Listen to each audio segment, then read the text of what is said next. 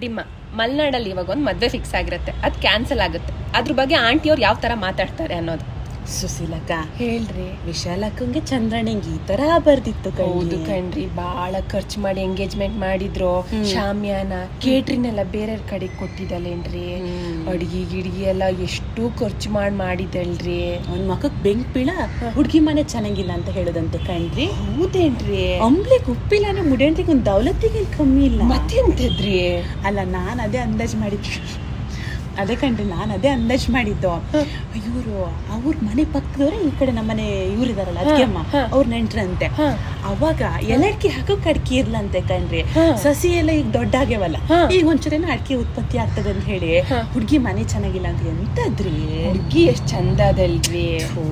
ತೊಳೆದ್ ಮುಟ್ಬೇಕು ಅವಳನ್ನ. ಗೊಂಬೆ ಕಣ್ರಿ ಅವಳು.